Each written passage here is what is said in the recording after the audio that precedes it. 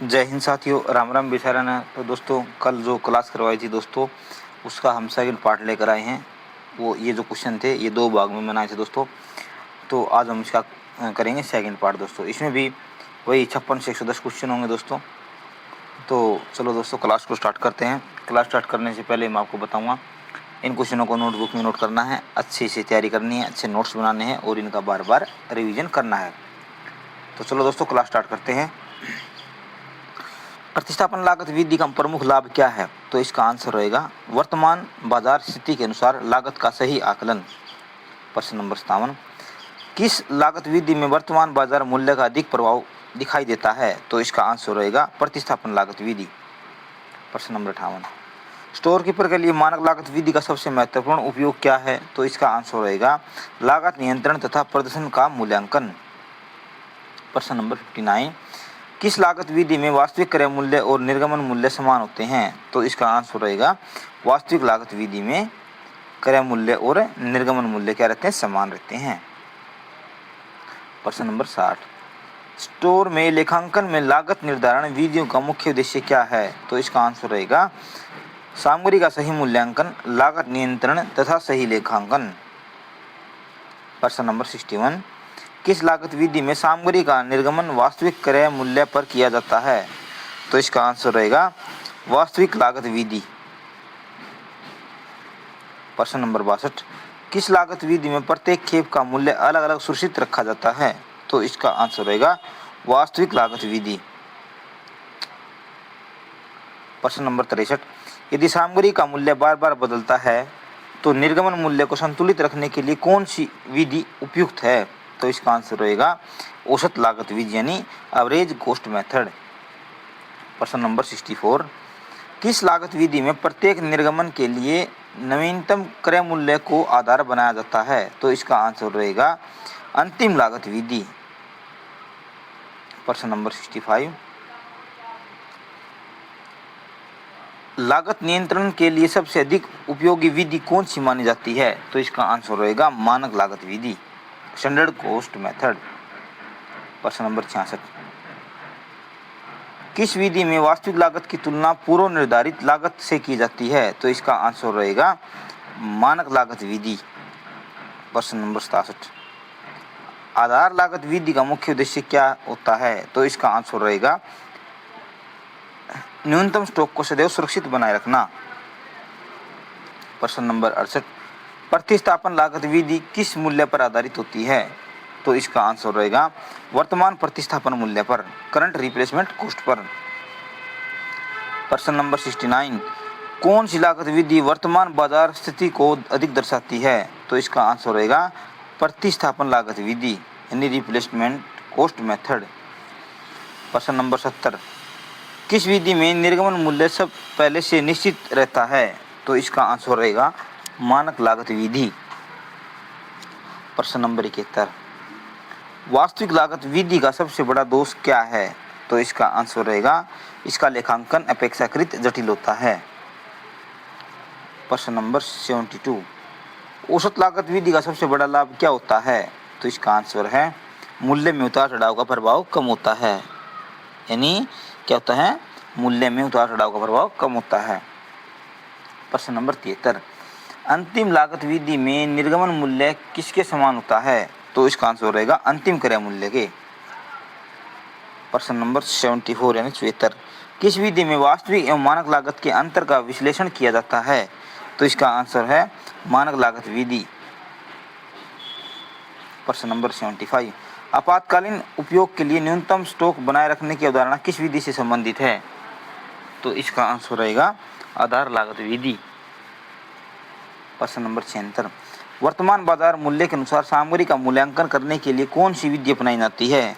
तो इसका आंसर रहेगा प्रतिस्थापन लागत विधि। प्रश्न नंबर 77, लागत नियंत्रण और बजट नियंत्रण में सबसे अधिक उपयोगी विधि कौन सी है? तो इसका आंसर रहेगा मानक लागत विधि। प्रश्न नंबर 78, किस लागत विधि में प्रत्येक सामग्री का वास्तविक खरीद मूल्य सुरक्षित रखा जाता है? तो इसका आंसर रहेगा वास्तविक लागत विधि।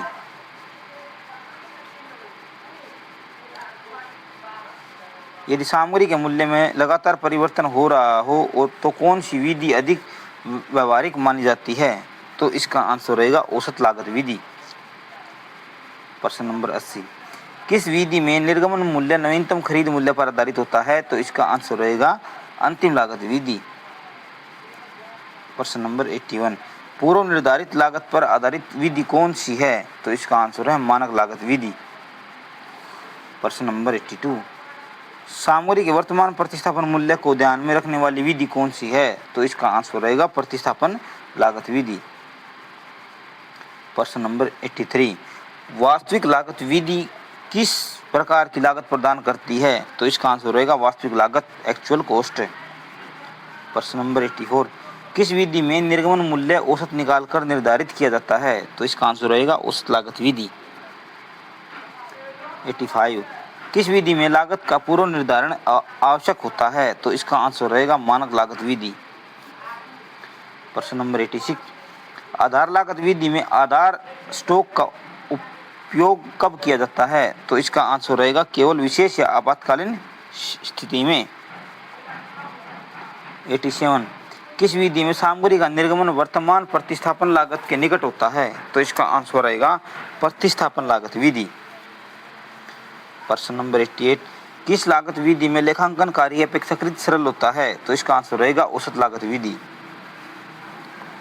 प्रश्न नंबर 89, लागत विचलन ज्ञात करने के लिए कौन सी विधि आवश्यक है? तो इसका आंसर रहेगा मानक लागत विधि। प्रश्न नंबर 90, लागत नियंत्रण में से संबंधित सबसे महत्वपूर्ण विधि कौन सी मानी जाती है? तो इसका आंसर रहेगा मानक लागत विधि। प्रश्न नंबर 91, विशिष्ट पहचान विधि क्या है? वह विधि जिसमें प्रत्येक सामग्री की अलग अलग पहचान करके उसी की वास्तविक लागत पर निर्गमन किया जाता है उसे बोलते हैं विशिष्ट पहचान विधि। 92, विशिष्ट पहचान विधि का उपयोग मुख्य किन वस्तुओं के लिए किया जाता है? तो इसका आंसर है महंगी तथा विशिष्ट पहचान वाली वस्तुओं के लिए। प्रश्न नंबर 93, विशिष्ट पहचान विधि का सबसे बड़ा लाभ क्या होता है? तो इसका आंसर रहेगा प्रत्येक वस्तु की वास्तविक लागत का सही निर्धारण होता है। 94, विशिष्ट पहचान विधि की मुख्य कमी क्या है? तो इसका आंसर है इसका रखरखाव और लेखांकन कठिन होता है। प्रश्न नंबर 95, बाजार मूल्य विधि में सामग्री का निर्गमन किस आधार पर किया जाता है? तो इसका आंसर है प्रचलित बाजार मूल्य के आधार पर। प्रश्न नंबर 96, बाजार मूल्य विधि का मुख्य उद्देश्य क्या होता है? तो इसका आंसर रहेगा सामग्री का मूल्य वर्तमान बाजार के अनुरूप रखना। प्रश्न नंबर 97, बाजार मूल्य विधि का सबसे बड़ा लाभ क्या होता है? तो इसका आंसर रहेगा वर्तमान बाजार मूल्य का सही प्रतिबिंब मिलना। 98, आधार मूल्य विधि का मूल सिद्धांत क्या है? तो इसका आंसर रहेगा न्यूनतम आवश्यक स्टॉक को सदैव सुरक्षित रखना। प्रश्न नंबर 99, आधार स्टॉक का उपयोग कब किया जाता है? तो इसका आंसर रहेगा केवल आपातकालीन स्थिति में। प्रश्न नंबर 100, आधार स्टॉक विधि का मुख्य उद्देश्य क्या है? तो इसका आंसर रहेगा उत्पाद या कार्य को बिना रुकावट जारी रखना। प्रश्न नंबर 91, प्रतिस्थापन लागत विधि में सामग्री का निर्गमन किस मूल्य पर किया जाता है? तो इसका आंसर रहेगा वर्तमान प्रतिस्थापन मूल्य पर।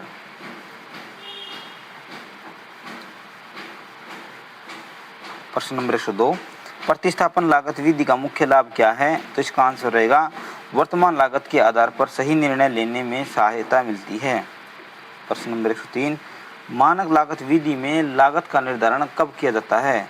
तो इसका आंसर है सामग्री निर्गमन से पहले, यानी इश्यू ऑफ मटेरियल्स बिफोर, यानी सामग्री निर्गमन से पहले। प्रश्न नंबर 104, औसत लागत विधि का मुख्य लाभ क्या है? तो इसका आंसर है मूल्य में उतार चढ़ाव का प्रभाव कम हो जाता है।